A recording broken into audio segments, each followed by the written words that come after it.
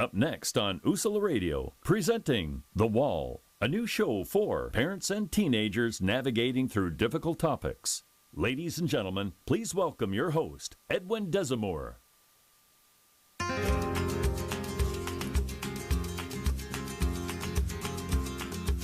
What's up, everybody? This is Edwin Desamore, and you're listening to The Wall, where we witness achievements through life lessons, live on Usala Radio. I'm in the studio today with my co-host, Genesette, Elijah, cameraman in the background, Chica Hawk, and the man that makes it happen, Dylan, in the studio. So this is another episode of The Wall. This is going to be a great day. We have some special guests, powerful guests. We're going to have a powerful conversation. So, in the studio we have with us today, James BB Martinez. How you doing? Good. Enjoying this. Thank you for being here. Thank you. And we also have Juan Gonzalez. How are you doing, Juan? Doing well, doing well. Thank you for showing up. Hey, man. Glad to be here. And we have the legendary Luis Suave. How you doing, Luis? I'm good. I feel great being on this show for this topic. And I hope every parent out there tune in and listen, because this is the show that could potentially save your kid from ending up in prison. Yeah, That's right. Yeah, most definitely, most definitely. So let's jump right into the topic introduction. Genesette, read off the topic introduction for us. On the wall this week, we ask a big question. Is redemption possible? We live in a free country where our citizens have many freedoms people in other countries do not have. With that said, how often are we able to allow people to have who have made mistakes the opportunity to have those freedoms back? Do we give people a fair chance when they are trying to be reborn? Sometimes we afford ourselves many forgiveness, but we hold grudges against others. Are we treating everyone else as we should like to be treated? Remember, the end of this show should be the beginning of our conversations. Don't be afraid to tear down the wall. That's right, folks. Don't be afraid to tear down the wall. Remember, the end of the show should be the beginning of your conversations. The purpose of the show is to get folks talking, not only at home with their families, but at the job. You know, many times I run into folks and people tell me, yeah, we be at work, and when y'all start talking about ethical dilemmas or certain things, we get to arguing. But it allows us to keep the conversation going.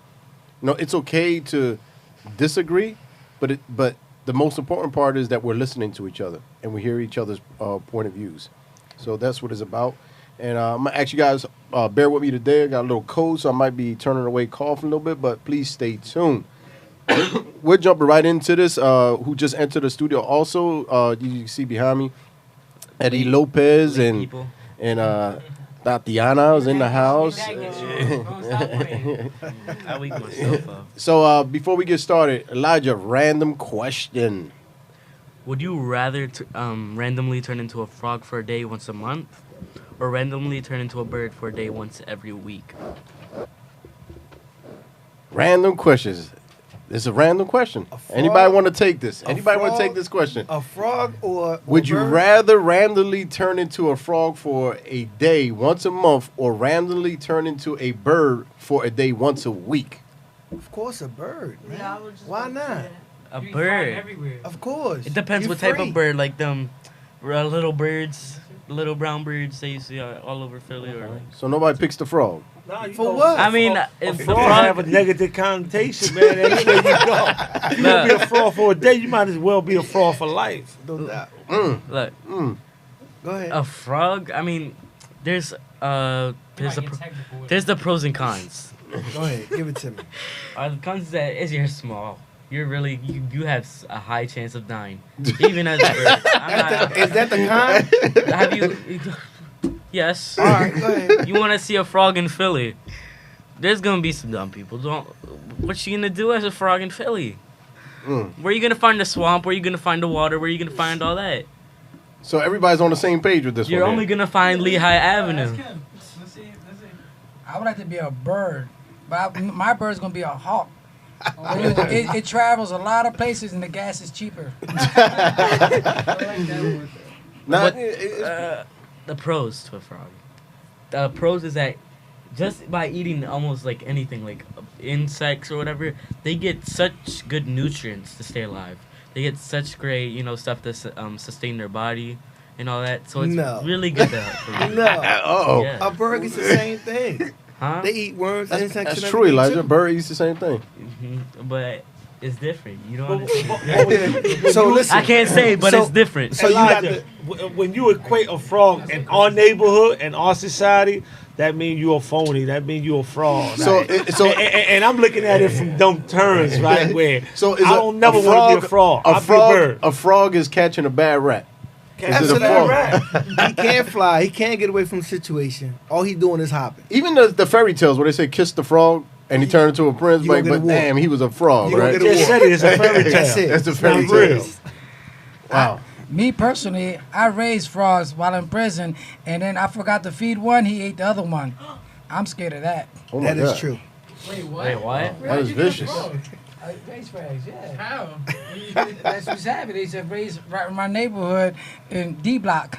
Say that A again? bunch of frogs. So we used to get them, and then, I ain't gonna say nothing else. We used to challenge them, race them, get them ice cream tickets. These poor frogs. Yeah, I never, you know what? We're going to dive into this frogs- conversation a little Wait, later wait, on. We wait. racing frogs on Frogs- D Block. I never heard of it. Frogs do come into Philly. I'm being honest. Frogs, I'm pretty sure, do come in from the north or the northeast. Cause in our house. There's frogs that were coming out because it was raining hard, and so the water pushed up the you know what I mean, Okay. the level, and then frogs move. So They before you migrate go, a let bit. me ask a lot. Do you know what a frog? What's the difference between a frog and a coquille? Yup. Do you know the difference? Well, you know what? The- That's gonna be a next show. Yeah, that My has bad, to be. Yeah, people. yeah. Oh, okay. All right, going with that. Elijah, what's up next on the wall? All right. Weekly update. Civil War cabin discovered in Arkansas. About a week ago, a house was being demolished in Arkansas. As it was being taken apart, experts realized that there was a Civil War house structure underneath the new house elements, like the siding. The wood used to make the house was cut by hand and clearly comes from before the railroad was introduced in the U.S. Historians believe that the house was probably moved from its original location, which was the middle of a Civil War battle.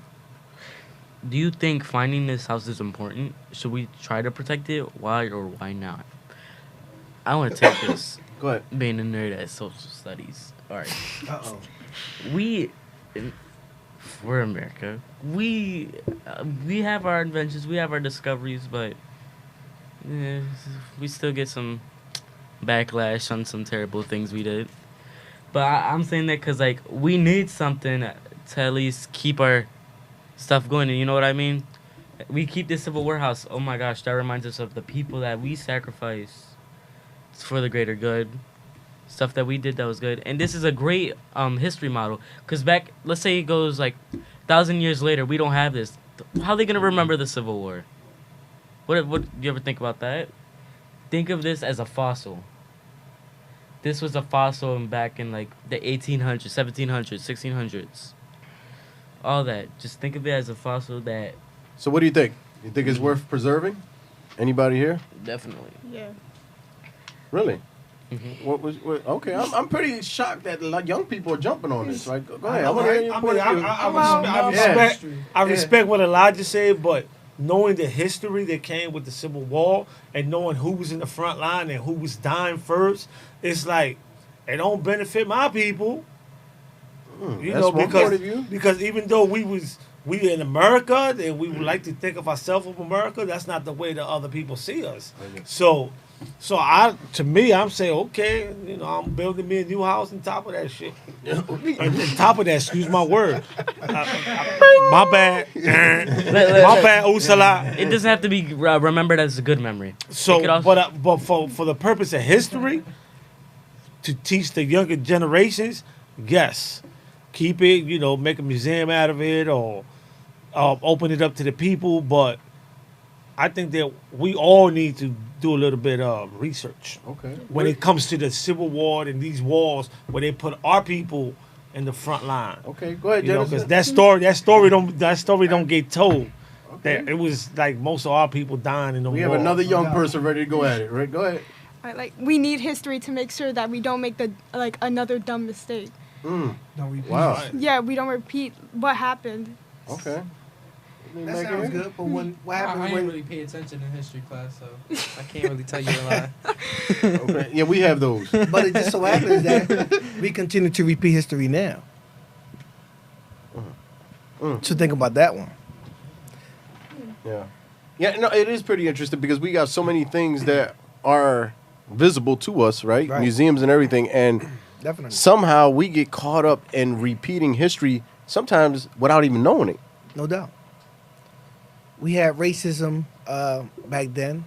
Remember the North and the South, they weren't freeing slaves and treating them bad. And then you still have that same mentality today where people get discriminated on because of their race. So, I mean, you know, I understand the pros and cons of it. Of course, we would like to preserve what happened in history, but at the same time, we need to reflect on what's happening now in the present. Wow. Me personally, don't let go from the history because listen, we are examples right here. When they try to hide us, we over 30 years in prison, and where we at? The history is being opened now, right now, today. So the history is gonna fall. We was lifers. We didn't have no word. Now we're freedom. Now the files is right here, us and unity. Now we can put our voice to say the history. You found it. Now you found our history right now. Wow, that's a interesting segue to explain, why we have the guests that we have. Thank you for even sharing that. That's a pretty powerful statement when you really think about it. The three guests that we do have, James, Lewis, and Juan, have all three have been sentenced to die in prison as kids. They were either 15, 16, or 17. They were children who were pretty much, I like to say, prison is the cemetery for the living. And pretty much they were buried alive. What I mean by that, they were sent away to live in a cell, all three of them.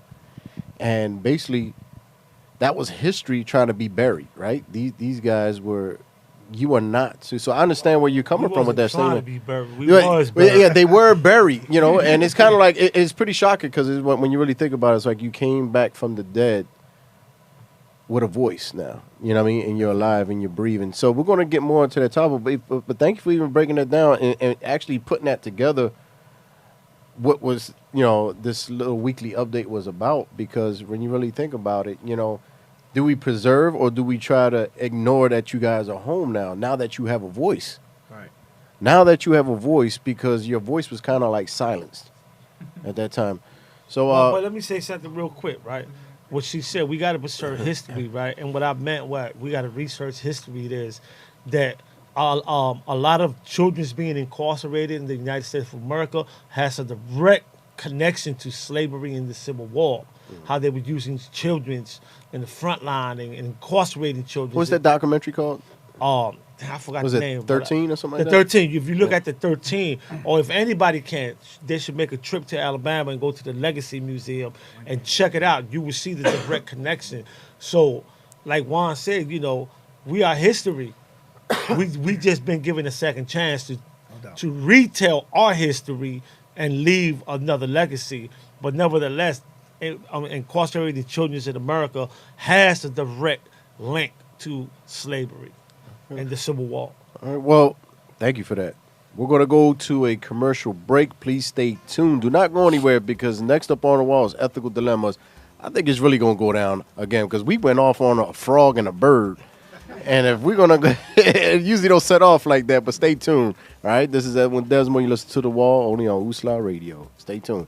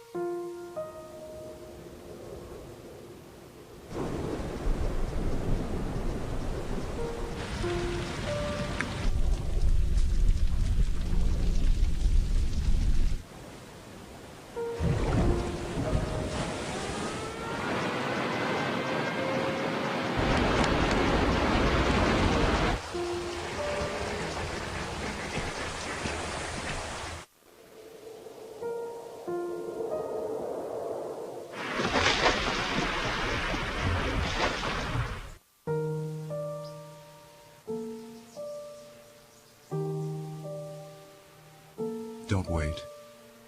Communicate. Make your emergency plan today.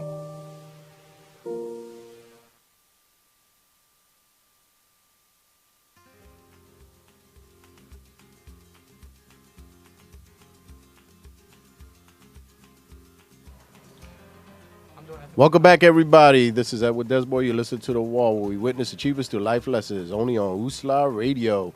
What's next up on the wall, Eddie? Talk to us. All right. So you find a wallet containing $500. No one sees you pick it up.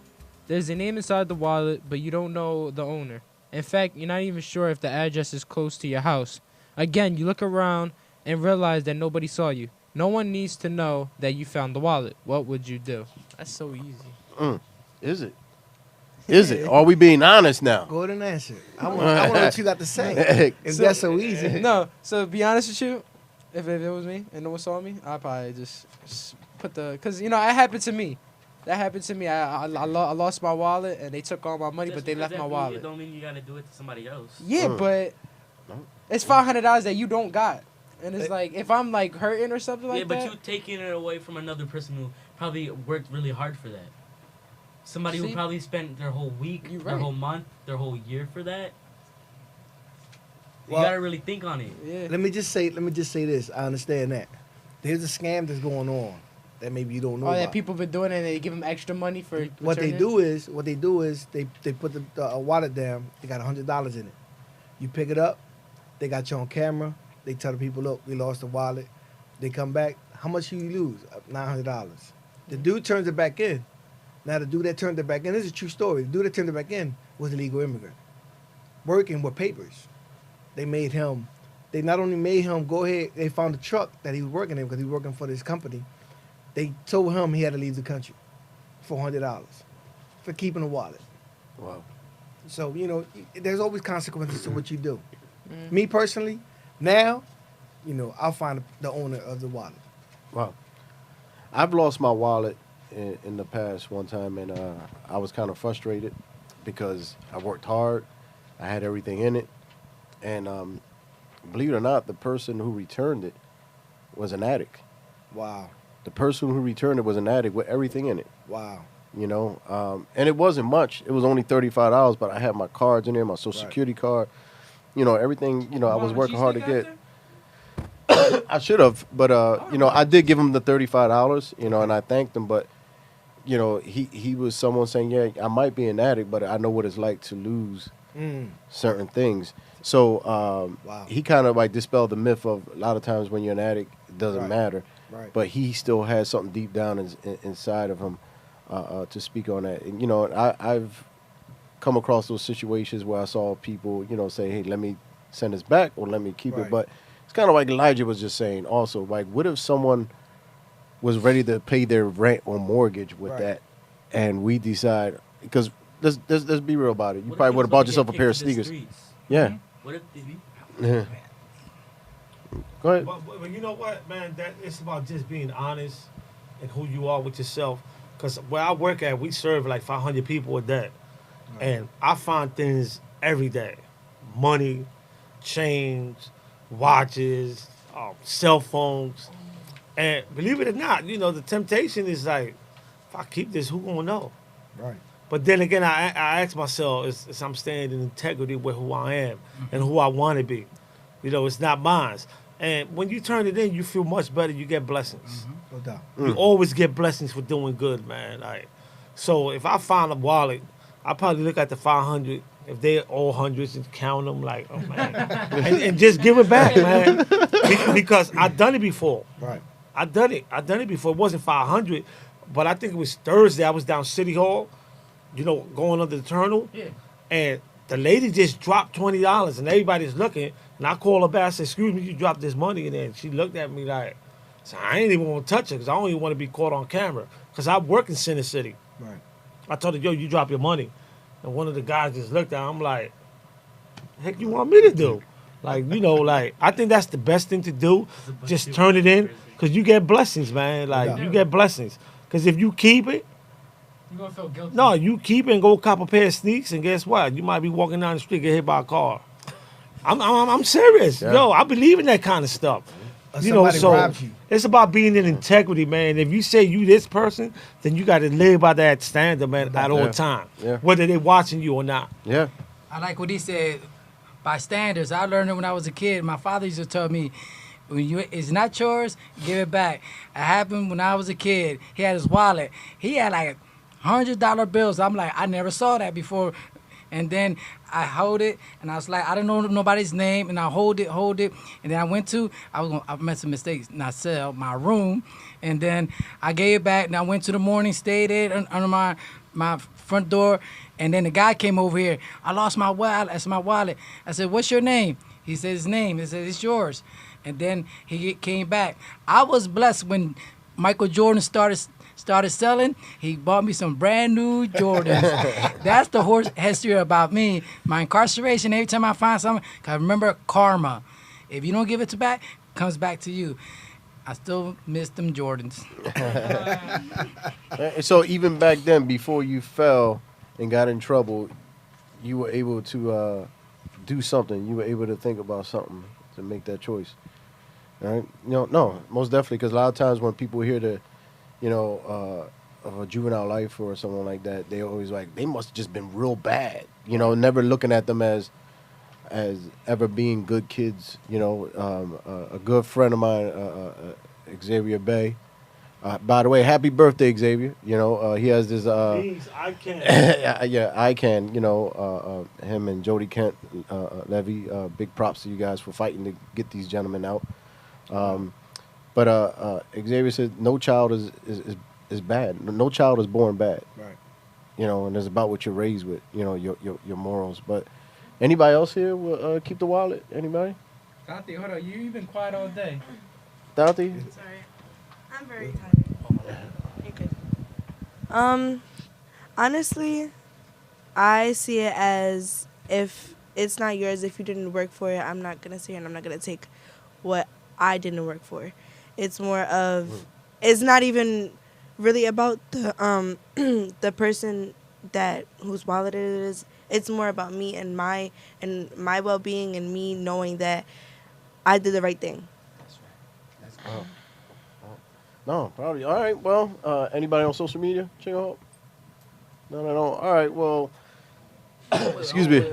Wait. Before we get started, that's a weird ringtone there. Doesn't that sound like it's from like the Twilight Zone or It something? sounded like like it was bringing him into something special. No, all right, so I'm not gonna get technical. We all had that moment where it was like, ooh, $20 on the ground, pick it up, take it, buy something.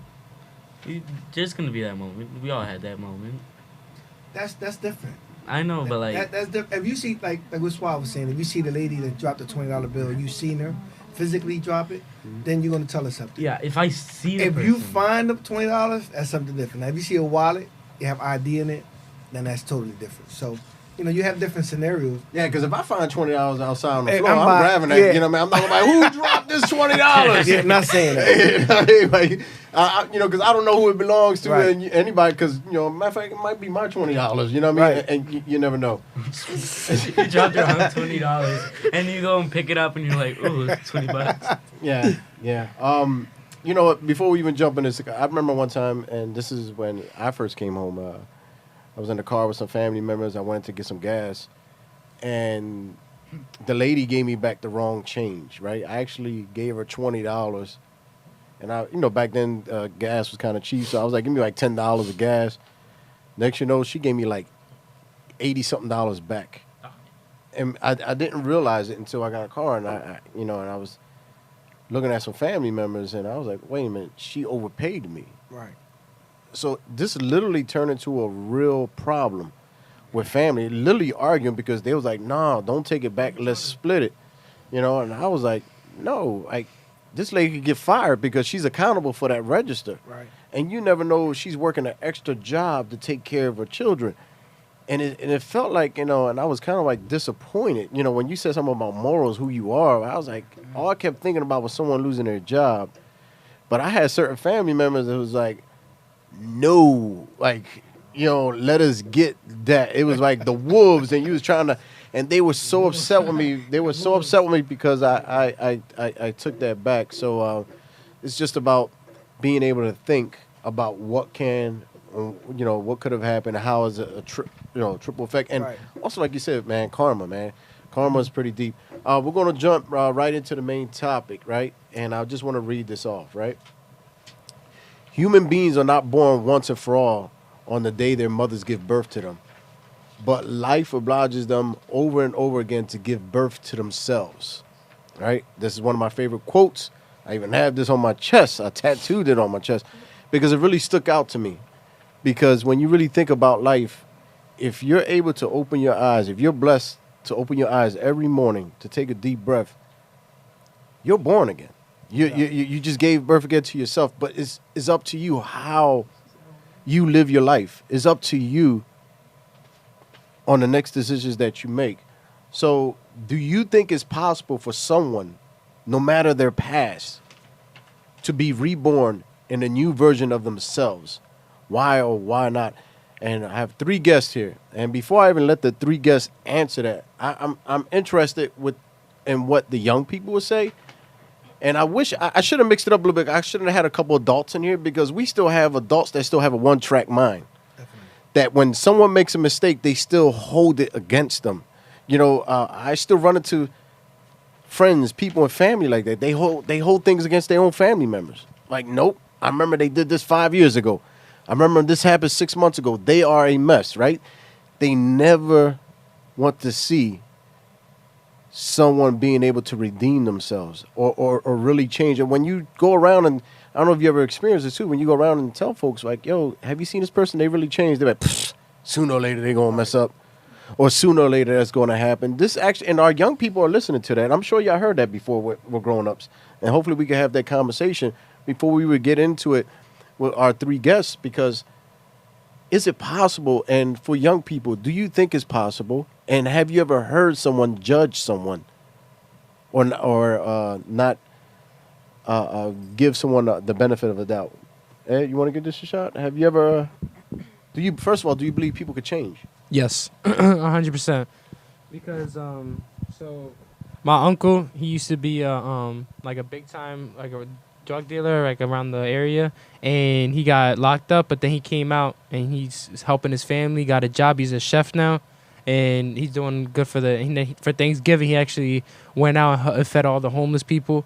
And I believe that when people come out, I feel like they can make a change. But that's depending on themselves if they want to make a change. Because some people they just say I'm gonna do a change, but they show no action to it. Wow. So now, have you ever seen anyone not give anyone a chance? So what do you mean, like? Well, once somebody messes up. Oh, so when someone messes that's up, held against them for the rest of their lives. Yeah, I have. Like I've seen somebody like. It doesn't even have to be prison. It could be anything. I think young people go through that. So, like, a perfect example, people that don't like drugs at all. And if someone does it, then they cut them off. Like, they disown them completely. They think they never could be the good person, ever again. Just because they do that one thing. Oh, wow. All right, pretty deep. Tatiana? I feel like this has to do a lot with one's perspective, their mentality, their maturity. When it comes to people changing, I believe people could change. I've met people, I know people in my family have, gone through stuff that have changed. There are people that haven't changed and it's been years. I feel like it all depends if you want to change. If you want to take that path that leads you down the wrong way, or you take it might be a while till you get to that place that you want to be, but as long as you get there and you try, then you'll possibly reach it. Wow. Anybody else before I pass it to the adults? Anybody else? Go ahead.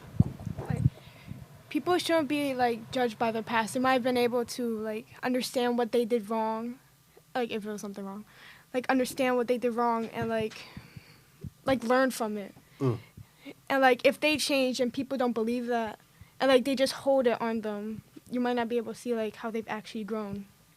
Yeah.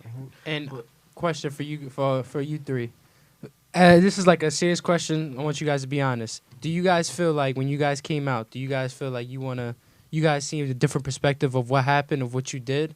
Like, if that makes sense, if I'm trying to. So, like, do you guys see that you guys going to do good now from what you came out of? I mean, my name's Father. I served 31 and a half years and 85 days and 22 hours exactly. I got it down to the science. 22 hours of what? Exactly. Exactly. But let me say this, right, that we are worth more than the worst mistake we ever done. That's Brian Stevenson said that, right? When you're young, you don't understand the consequences of certain things that you do or engage in. So we all make mistakes. Can't nobody out there tell me that they never made a mistake in life. The only difference is that our mistake, I'm talking about me now, my mistake cost somebody else their life. And I had to pay the consequences. And I live with that every day. Every day. Because I see the ripple effect that my crime had on the community, on the victim's family, my family.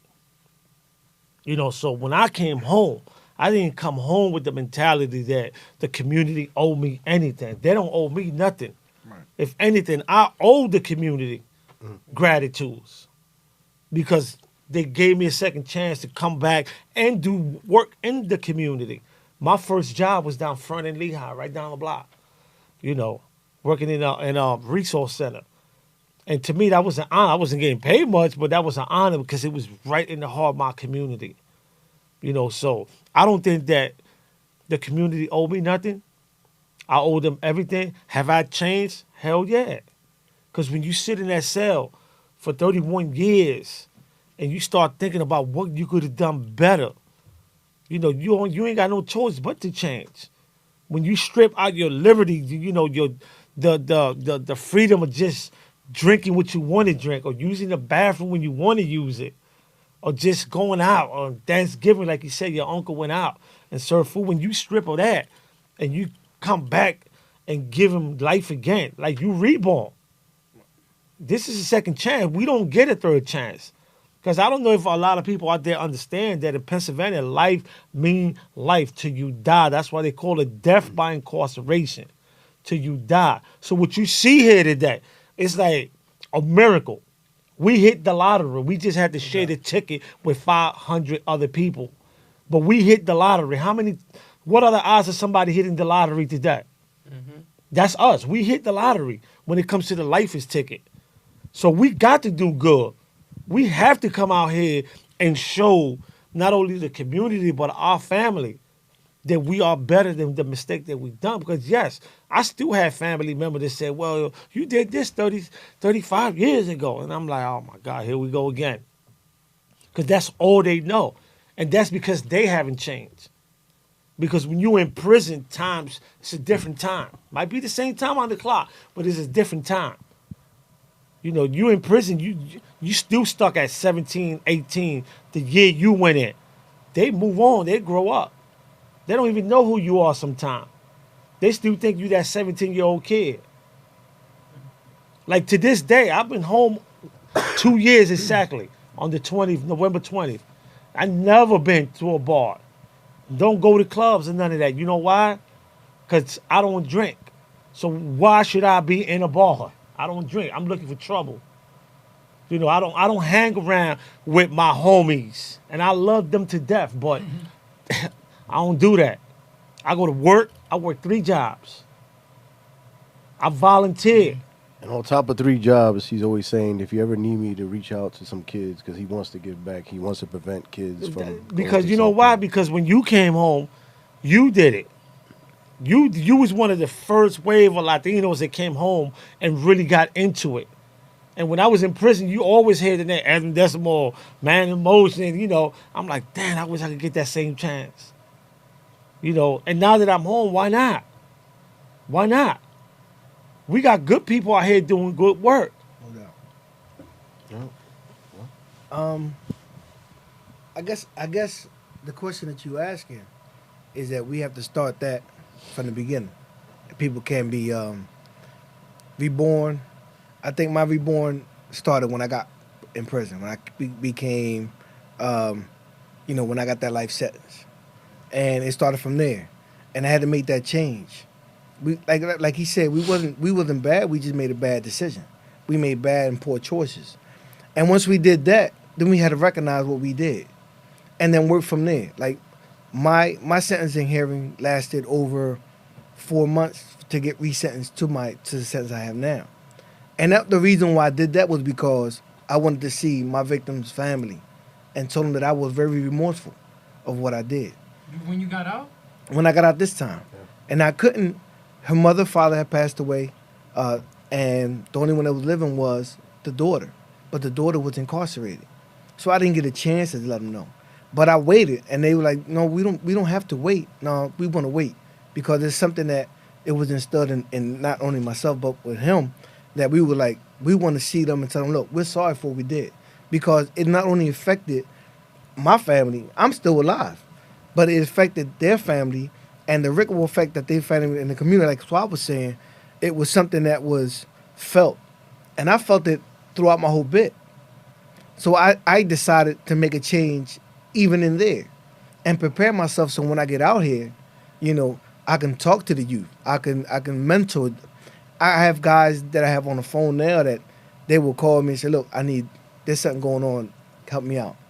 No problem. I don't have no problem with that because you grow into the person that you are. I grew into the man that I am today. All that time that, we spent in prison, it just prepared me and matured me into the person I am today. So when I came out, I didn't come out with a attitude of, you owe me this and this and that. My mom owed me. No, it was none of that. It was just a gratitude of being home. Gratitude of just being able, and you might not understand this, being able to breathe free air.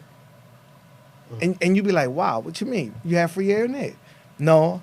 Being out in a community when you're home and you're by yourself, you just lay back and you're like, wow, you get that deep breath like, damn, I'm free.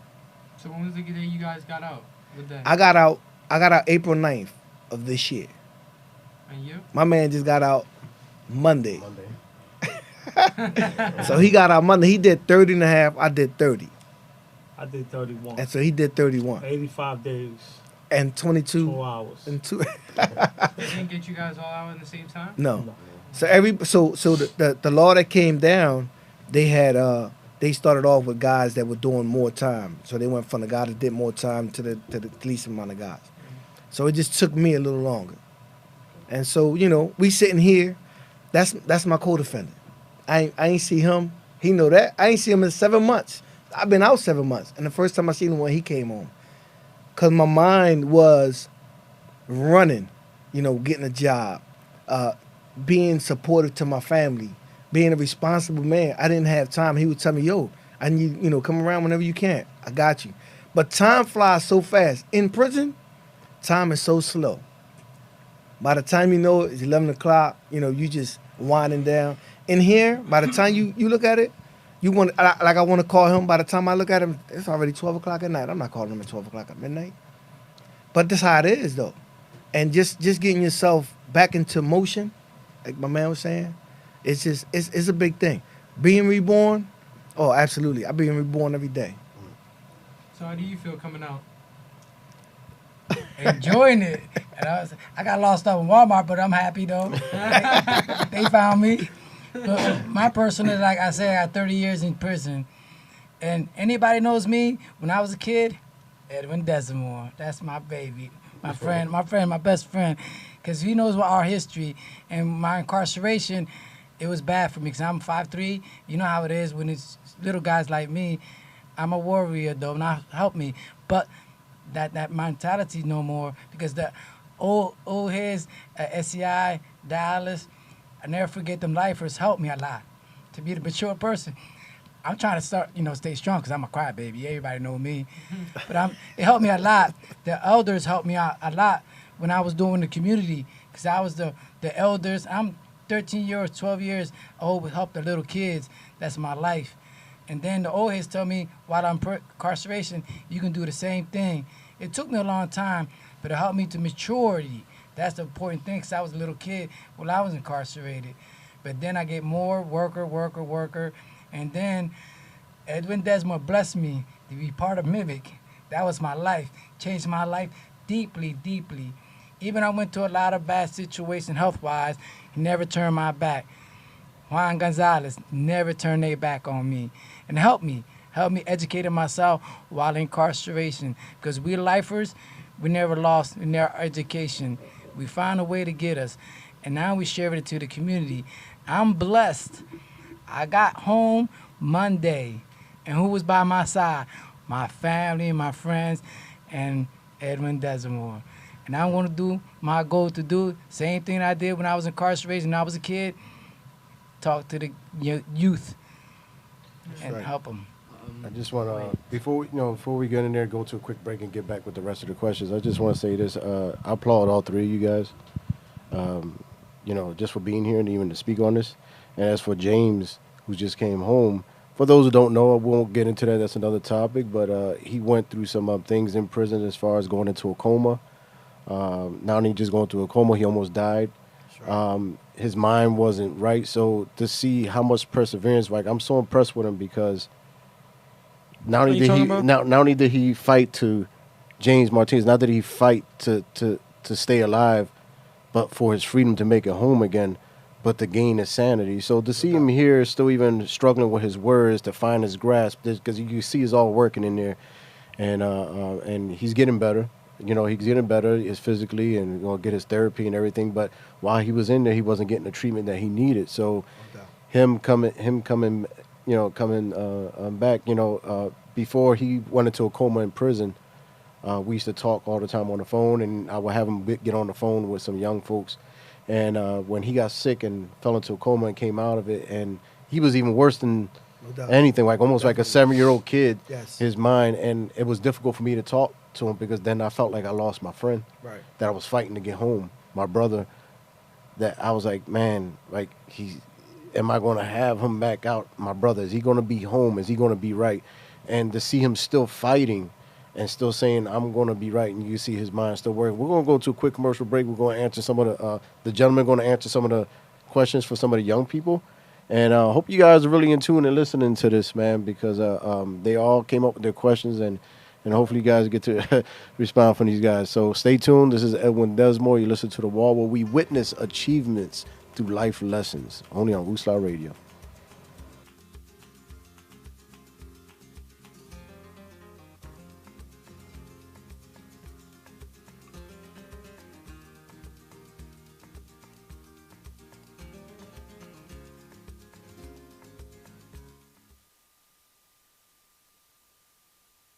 $150 over 90. 180 over 111. 160 over 110. I had a stroke. This is what high blood pressure looks like. You might not feel its symptoms, but the results from a stroke are far from invisible or silent. If you've come off your treatment plan, get back on it, or talk with your doctor to create an exercise, diet, and medication plan that works for you. Go to loweryourhbp.org. If I would have followed a treatment plan, I would not be in this situation. Our hearts are made stronger by how we treat others. Put her there. The light you share can impact those around you, but so can the darkness. Later, twerps. Did Pete saying mean things bother you? So when you reach out to another person, take a moment to consider how they will feel and let your heart be the key to making a difference. Because of you, someone's entire day, year, or even life can change. In every heart, there's hope.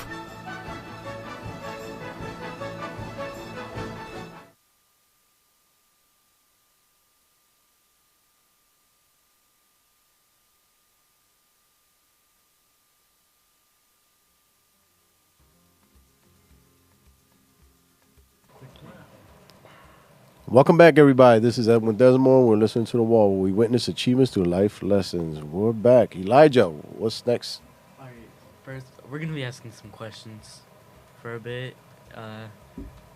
It's going to be very interesting. But real quick, I want to say something about BB. When my dad told me about BB, he told me these stories, some wild stories. This is no offense to BB, but he made BB look sound like some big buff dude who got into these problems and stuff and all this, and all this. And I was like, oh my gosh, this guy spent 31 years in jail. I'm about to see this dude for real. He's probably big, tough, all this. I walk in here. I'm so confused which one who's BB because I'm looking over here, and then this guy walks up to me and he's like, "Hey," I'm like, well, "Hold up."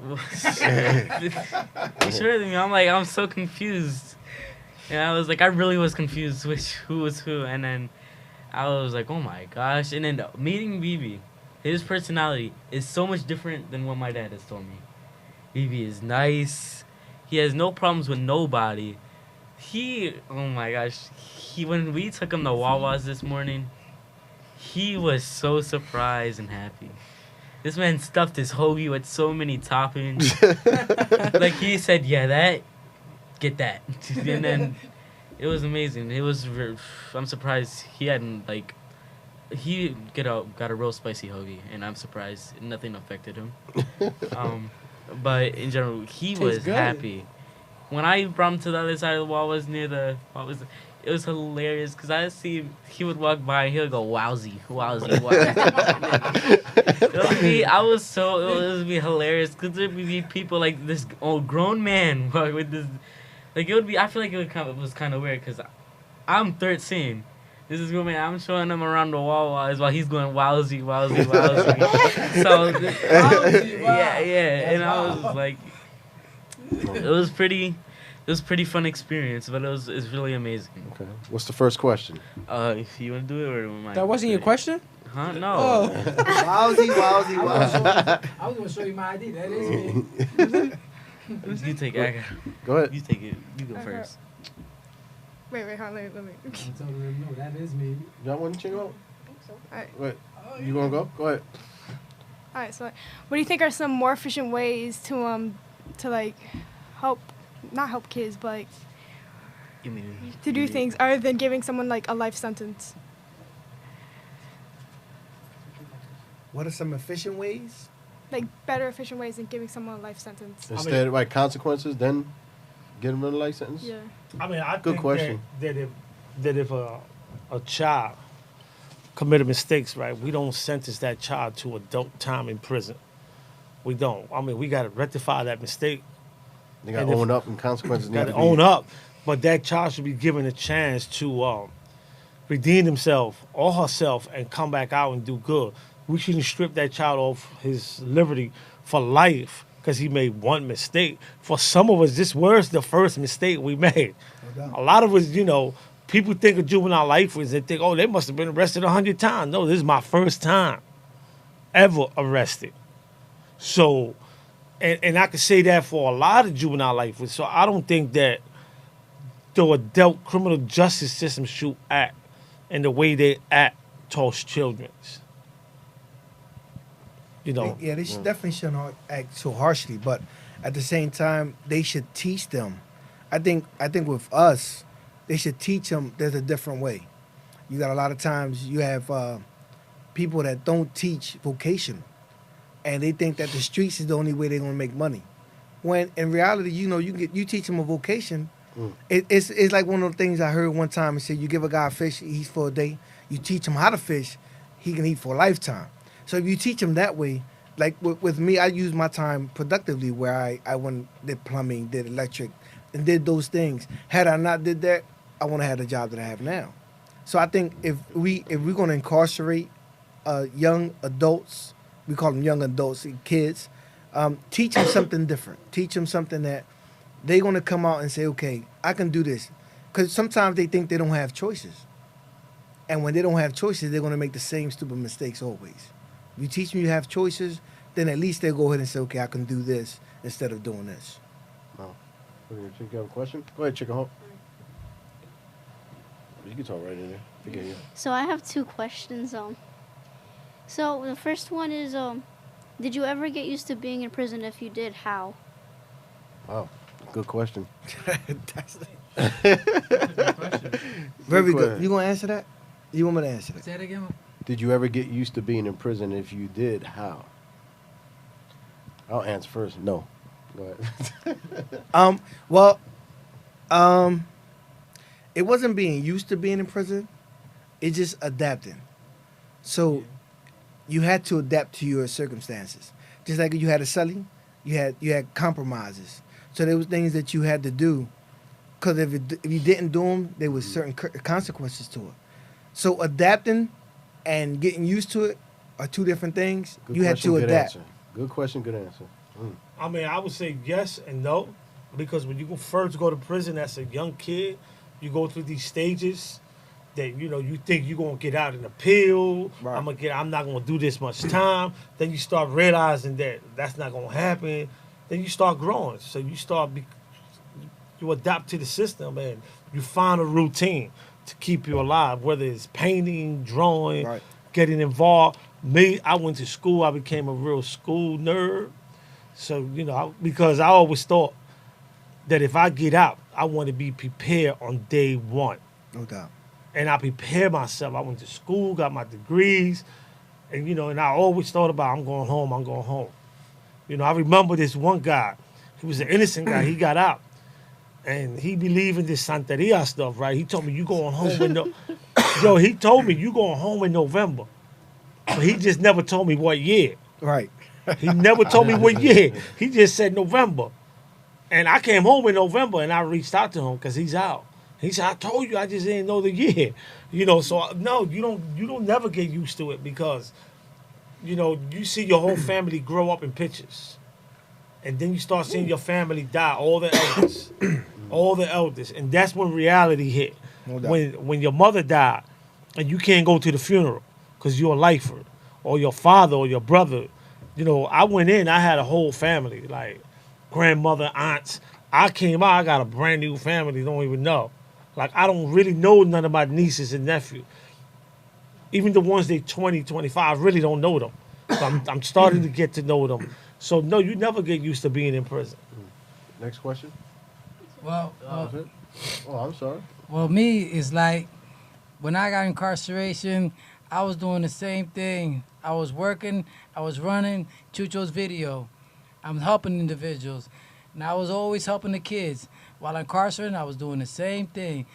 I never had trouble by myself. I always get in trouble helping the next person. And I'm a small guy. That he saw, I'm not the big guy, I'm the small guy.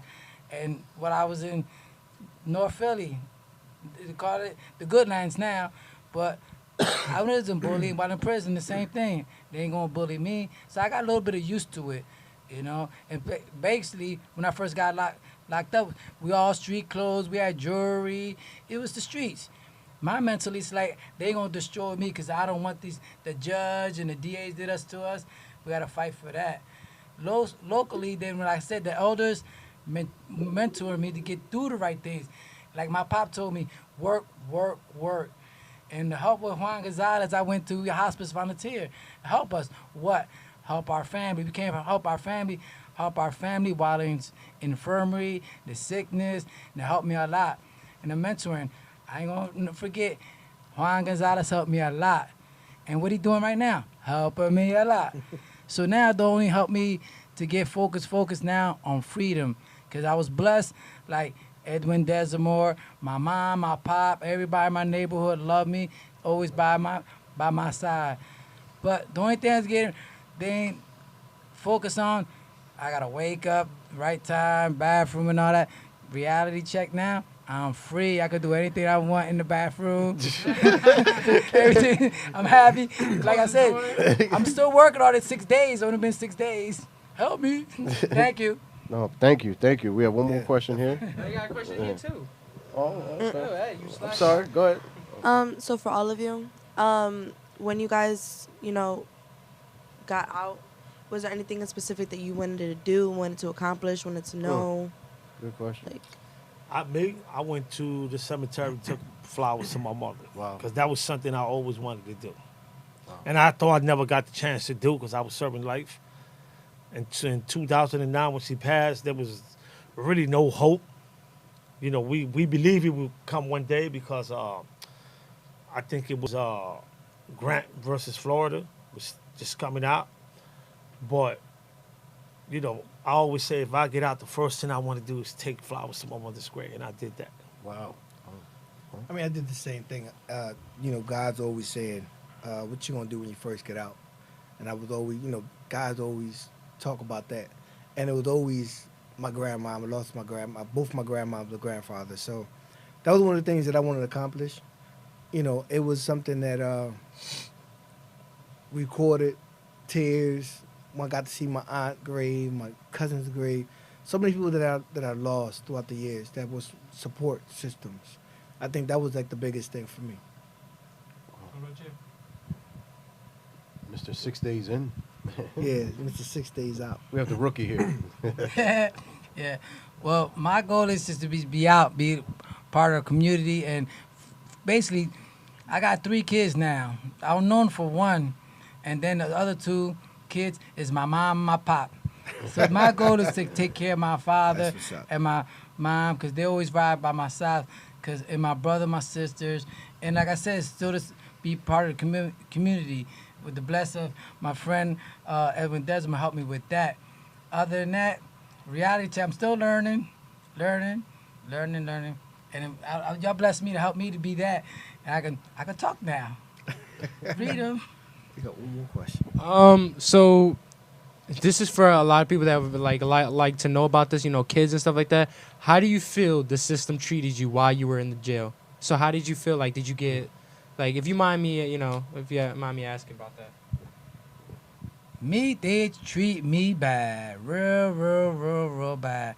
Cause like I said, like me, Juan Gonzalez, Alex Rodriguez, Rafael Drews, James Sanders, we try to do everything we can to appeal, but they never did us right. Me personally, I was doing good through the last, 20 years, the last 5.5 years, the worst life of my life. But to bless my friends and to bless Jehovah, I've survived it. But the system didn't treat us good. Me personally, that's why we still part of the Philly Five. Like I said, racist no, justice yes. You want to answer it full? I mean, I say this, that the system we can't incarcerate our way, not in Philadelphia or in America, into every problem, especially when it comes to dealing with kids. The system did is wrong, but through the grace of God, like he said, we managed to overcome it. No doubt. And the community support, we managed to overcome it. But make no mistake about it, the system is designed to break us. Mm-hmm. And when I say us, I mean minority people. Because as a lifer in the state of Pennsylvania, only 1% could enroll in any program. So whatever education, whatever programs we got, whatever transformation we got, wasn't because of the system. It was because of people like Edwin out here doing the work that encouraged us in there to keep doing the work and not give up. Right? It was because of people like that you may never hear about, lifers that's been in jail 30, 40, 50 years that took the time to mentor us a little bit, right? Without a doubt. It was because some of the family members and support that we had in the community, not because the system. My transformation didn't come because I was in jail in the system. My transformation come because I met somebody that tell me you can be better than that in life. Mm-hmm. And no matter where you are, you can make a difference. That's how my transformation came. You know, I went to college in prison because we started our own college program. Mm-hmm. But a lot of institutions in the state, a lot of them brothers can't go to college. They don't have the opportunity. Right. You know, so I give much love and respect to anyone that made that decision in prison to transform their life and come back out here and continue doing that work that they was doing in prison. Because that's all we doing. We just got a little more freedom. We could just get paid for some of the work that we do. But nevertheless, man, the system did us bad. The criminal justice system do children's bad all over the United States. You believe it's all corrupt? I wouldn't say it's all corrupt, but I believe that it's not in alignment with the Constitution and how they're supposed to treat kids. You know, you don't put a kid. You know, just imagine if you got a baby that's acting up and that baby spilled milk. Is you gonna lock that baby in the crib for the rest of his life? The United States Supreme Court already ruled that the mind of a child do not develop until the age of 25. You had juveniles being sentenced, charged as adults at 11 years old, 12, 13. Yeah. When I think about my boys here, like they were put in that position to be facing life in prison at 11 years old. You know, when you sit back, you say, wow, that's crazy. But this is one of the reasons we're doing the show, because a lot of people don't know that. Matter of fact, Pennsylvania had one of the highest in juvenile life in the world, not just the United States, the largest. in the world. Yep. So, yo, listen, let me say something. I was just in Alabama with the youngest juvenile lifer ever incarcerated. Her name is Catherine Jones, the first female juvenile lifer incarcerated at the age of 12. I mean, can you imagine that, bro? Being 12 and got to go through the roundhouse. Then you got to go through what's now known as Phoenix. And that process as a kid, I was 17. And I still couldn't understand what was coming. So just imagine a 10, 12-year-old kid being put in that situation. I mean, yes, like I said before, I mean, we make a mistake, it got to be rectified.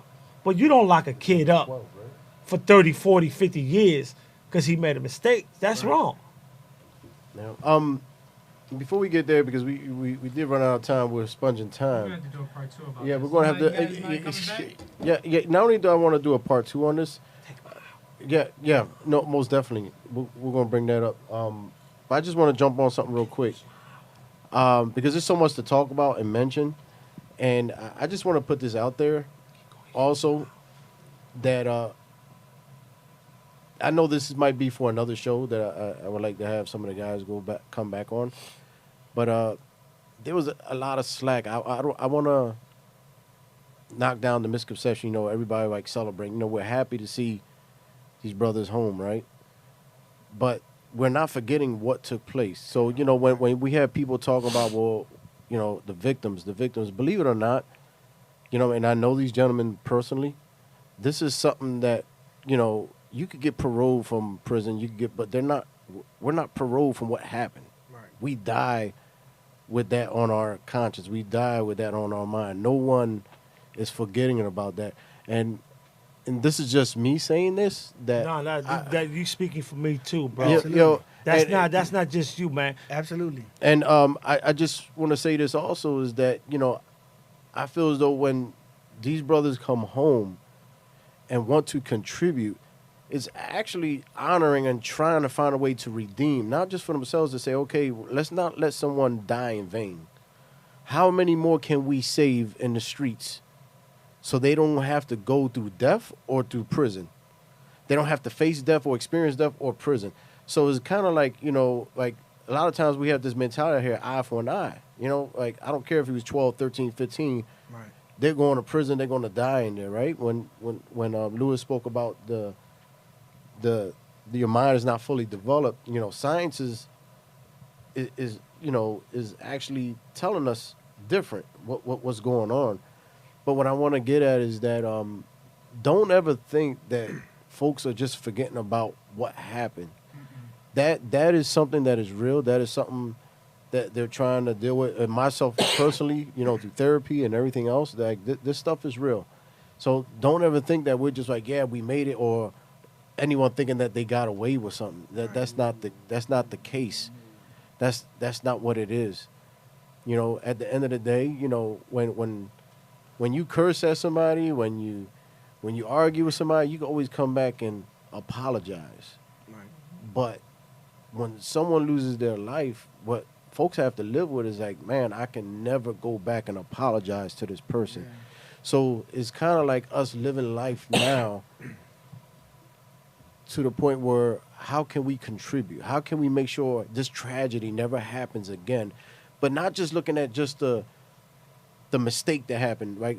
Let's look at the bigger picture of the mistake. What led to that, right? Because when I see kids out here, when I see a lot of stuff out here that's not right. What I mean by that, like, our children are being let down in all types of ways through the system, education, everything, right?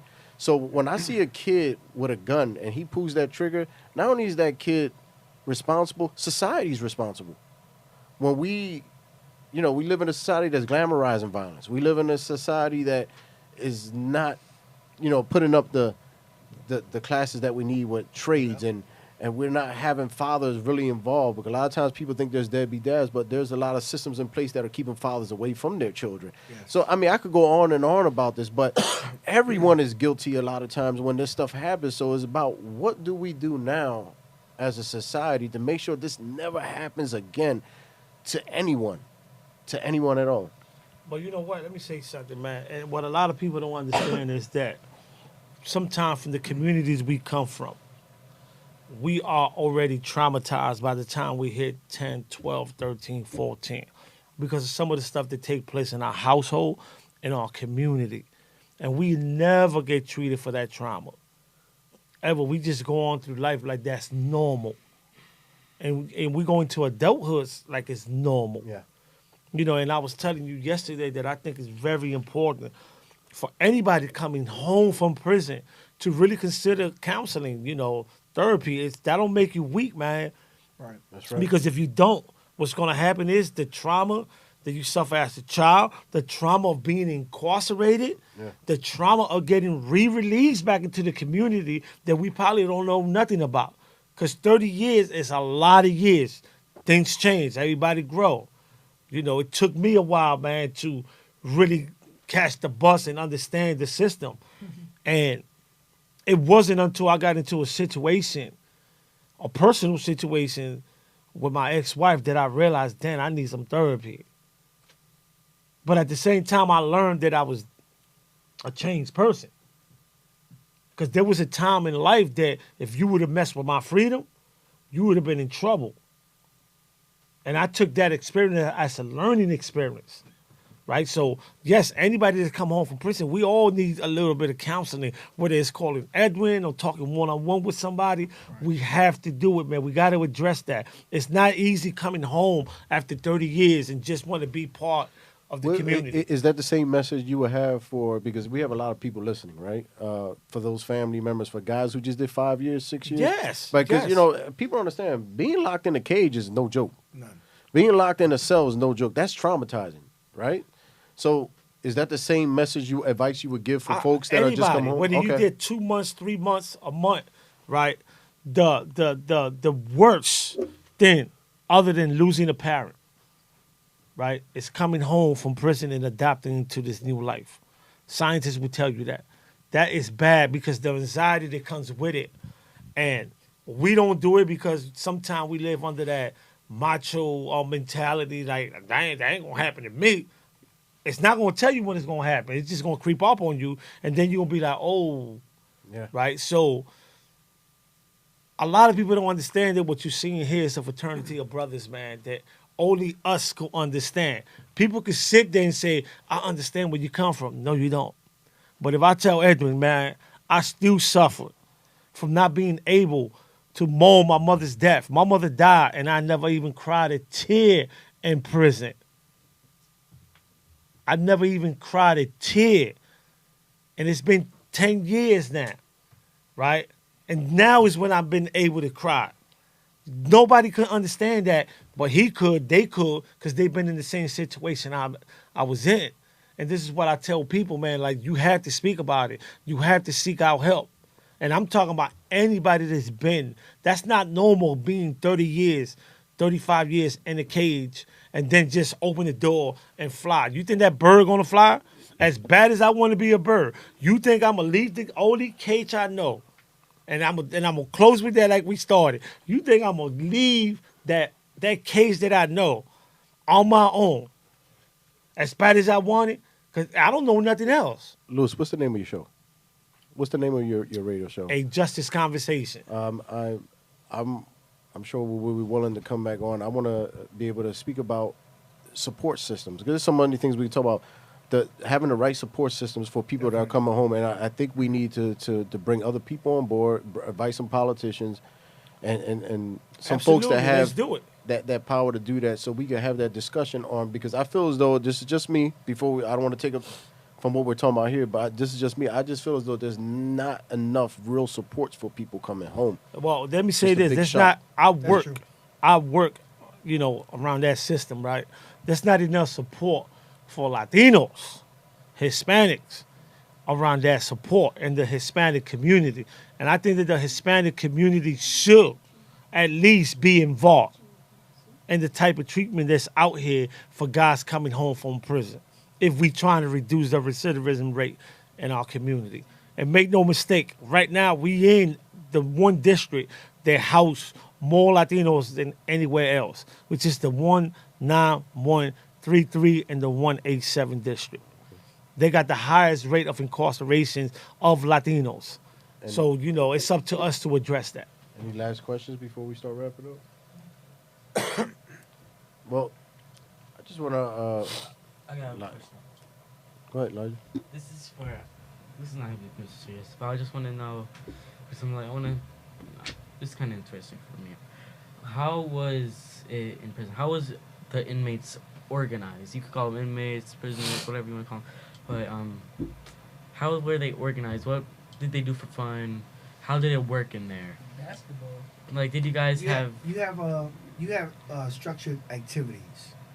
So when we first went up to SCI Dallas, it was a lot about activities.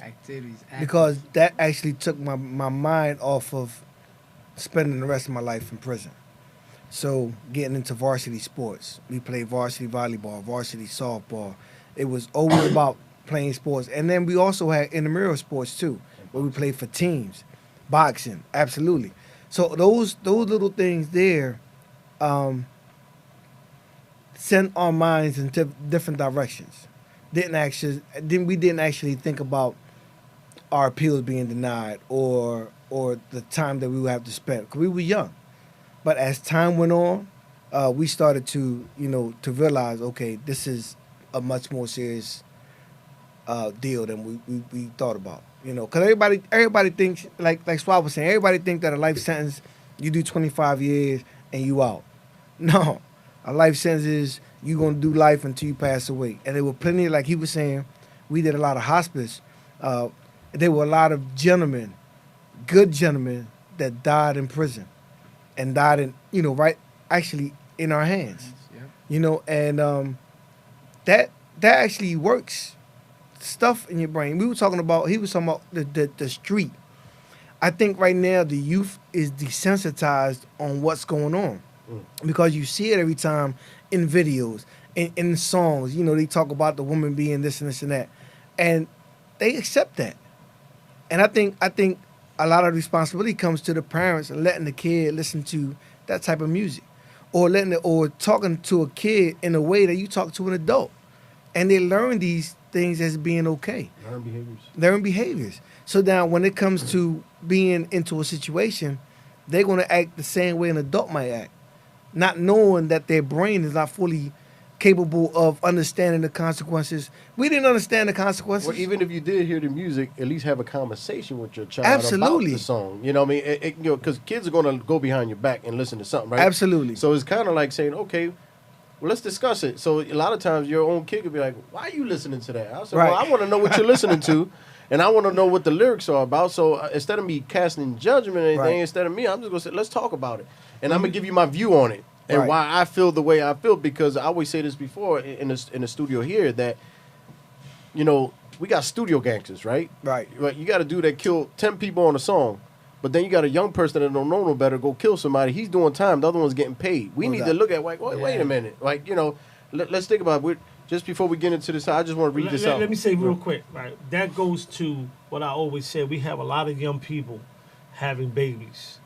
So mothers are being friends instead of mothers. And fathers are just being friends, right? Yeah. I always tell people, stop being your child's friend and be their parents. Because it's a different. But when you got a 14-year-old with 2 kids already, it's kind of hard to do. Right. But we need to practice that. Back in the days, our mothers was our mothers, not our friends. Yeah. That means that if they called you from school, your mom went down there and grabbed you by the ear in front of everybody, and you got dealt with. Now it's like, don't say nothing too much. But it's like that tradition is being lost. It is lost. Like it's being lost in translation somewhere down the line where we're like, where are we dropping the ball? So it's about us as a people talking about, being a culture again, a community, and what are our morals? What do we expect? Well, I got a challenge for you, bro. Maybe you should bring back Man in Motion, right? And because that kind of group is needed, maybe you should consider bringing it back, to address some of these Latino issues out here. You got a group right here that got your back. Maybe you should consider that, man. Well, let's talk about that. Lewis is going to put me on the spot. Real quickly, it's true about the Latin community because when I was at SCI Mahano, I didn't realize a bunch of Latinos incarcerated. When luckily Eric gave me the pictures from B Street and all the Badlands, and I showed them the kids like, hold up, you from there? Like, yeah. Now my life, I'm mentoring these guys. Who's your best friend? Who's your friend? Who's sending you money? Who make your phone call? Mom and pop. So where your friends at? Say, look. Not only that, Edwin, it's this, right? And this is a serious note for anybody that's listening, man. Like, y'all don't know how many Latinos are incarcerated serving life. Y'all don't know how many Latinos are juvenile lifers. What you see here is we just the first wave of Latinos that had the most time in, right? We just have one Latino commuted. He's 80 years old. He served 45 years in prison. He's in a halfway house now. That's the first Hispanic commuted ever in the state of Pennsylvania in 54 years. Yep. Well, there's also a study that shows that Latino youth get more time than any other race. They took all these cases, and it could be for the pettiest cases. Right. What they found was that, they took an African-American, a white kid, and a Spanish kid for the same case, whether it's still in a car.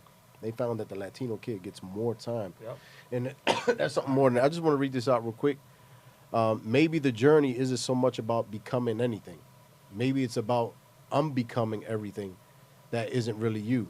So you can be who you were meant to be in the first place. We can go on for days for this, but I just want to say this. Before we tune out, I just want to thank you, brothers. To me, holding it together. I got a poker face, very emotional at this time to see all of you here together, and especially for those who really don't know, trying to figure it out. Juan and James are my co-defendants, and I hate to say that word, co-defendants. I was the youngest out the case. I went in with these guys. I remember when the jury came down with their verdict. They found me guilty of third degree, but to my left, all the way down the line, it started first degree murder. It's been an interesting journey, man, and that was over 30 years ago.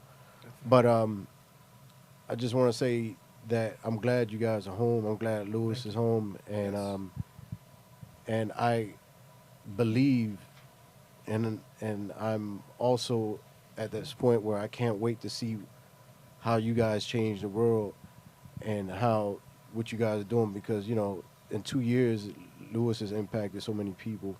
Juan, you're here. There's a lot of things you do that people don't get to see, how you impact folks. So it's just about hope. It's about redemption. So within one word or two words, can you guys, before we sign off, a message for folks that are struggling? Because, we got people out here never been to prison, and they're giving up already on life, right? But here you guys are in there for life, but you said, I'm not giving up, period, on anything. And you guys are here, and it's kind of like, when I look at James, he's experienced death in so many ways, as far as going to prison and then his medical condition, and still fighting to be who he is. So, Lewis, if you want to. Well, I just want to say thank you for having us on the show. Definitely. And my message is, man, anybody that's trying to give up or want to give up, tune into his show and look at these young faces, man. That's us right here. That's us, man. And I love your show because it reminds me of me. And I hope and I wish that when I was coming up, I had this opportunity to be in a constructed environment, right? And I wasn't. So y'all had the chance. If anybody's giving up and you feel like you can't make it, look at the faces, man. All we got is everybody, and I'm going to make an assumption, I might be wrong, everybody here is under the age of 17. We're over? You just turned 18. Okay, 18. We got one. We got one. But other than that, man, and I say that because when we went in, none of y'all was born. None of y'all.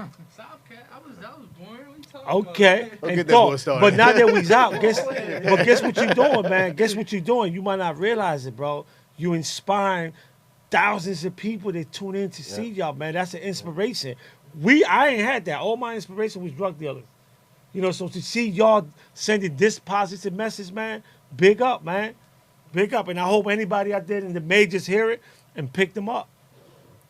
I mean, to me, two words that come to mind: hope, because you always want to have some type of hope.